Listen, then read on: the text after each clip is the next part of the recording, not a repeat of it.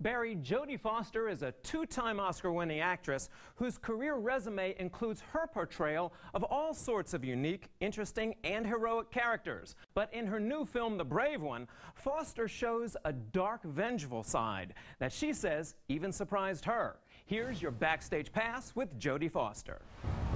It is astonishing to find that inside you there is a stranger. I killed a man tonight. In the movie The Brave One, Jodie Foster once again turns in a powerful performance as a victim turned vigilante after she and her fiancé are viciously attacked. Look, I haven't got much money. You can have whatever I've got. Give me your watch, you can say. Let's go over here. You feeling us now, baby? Say cheese! This film touches on so many different levels and so many different issues of violence versus self-protection. How did this film resonate for you personally? So many ways. You know, so many ways. It's a great movie to talk about post 9/11 America. You know, who are we in post 9/11 America, and specifically post 9/11 New York? A place where, you know, the streets are clean and there's a cop on every corner and Times Square looks like Disneyland, and we all live in $1 million condos, and yet there's this fear that lives underneath the surface. I never understood how people lived with fear, and then it touched me. We got the best detectives in this city working on this, and we will find them.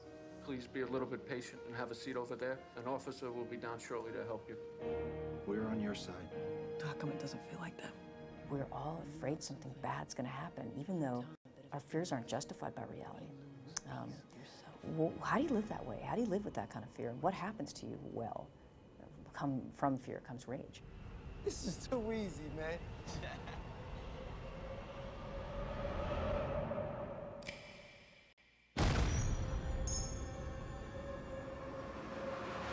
Even though it's an old sort of vigilante genre, you've given a lot more nuance to it and a lot more depth. And how important was it to have a woman in a lead character role to achieve that? She's invisible. She's small. She's tiny. And she's only a voice. She's not a body. She's not a face. That body's been taken away from her in some ways. And so she materializes by using this gun, by the power of the gun, in order to say, I want to live. And by inference, you're going to die. It's a wonderful bit of affirmation of life, and it's a terrible bit of affirmation of death. Want some? I want my dog back. Jodie Foster began her professional career at 3 years old, but it was her role as a preteen prostitute in the film Taxi Driver that foretold her maturity as a talented actress. What's your name? Easy. Well, that's not any kind of name. Oh, that's easy to remember. Yeah, but what's your real name? I don't like my real name. Oh, what's your real name?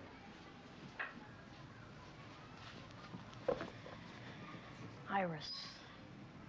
Well, what's wrong with that? That's a nice name. That's what you think. In 1988, it was Foster's Oscar-winning role as a rape victim in The Accused that solidified her prestige in Hollywood.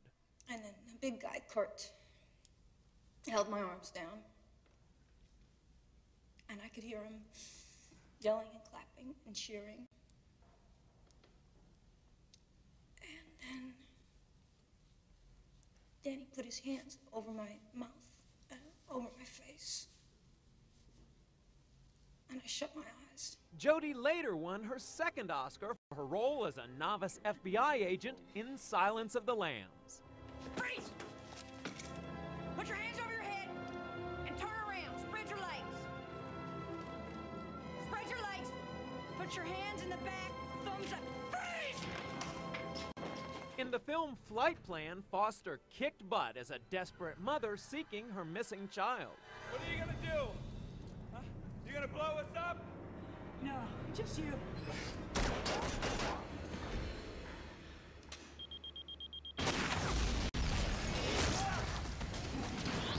You've taken on so many different roles that seem to start out as a person being victimized but yet triumphs, such as Panic Room or The Accused and so many others. I can't believe that it's just acting. Is there something inside of you that has that sort of survivor's instinct?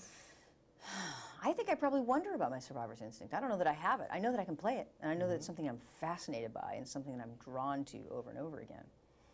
I don't know that would I survive it? I mean, that's a good question, because I think it's a question I ask every time I make the movie, and it's almost a way of ritualizing that I would survive. Foster made her debut as the director of her own film in 1991's Little Man Tapes, playing the mother of a child prodigy. Sometimes I don't know what I'm doing, you know, sometimes I just wing it. I figure I love this kid so much. It's gonna be okay. You've taken on so many different roles. I've got to imagine that motherhood is the one that you treasure the most. You know, what has motherhood done to change your life most significantly? Wow, oh, that's a big question. I'm not sure. I mean, everything. You know, not living your life for yourself is a big change, and changes everything you do and your reason for living. The nice thing about it is that you have an identity that's not a part of how your work is.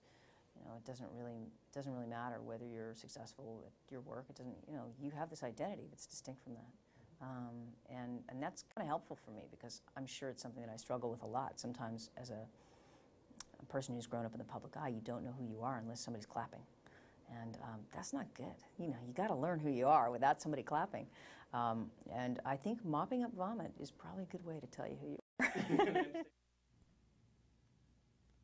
Jodie says one of her sons has already shown an interest in acting, and he actually likes it on those rare occasions when the paparazzi try to catch a photo of him with his famous mom. But Jodie says she's sure her son's future will probably have something more to do with science or computers. And if he's anything like his brainy mom, hey, he'll do just fine. Barry?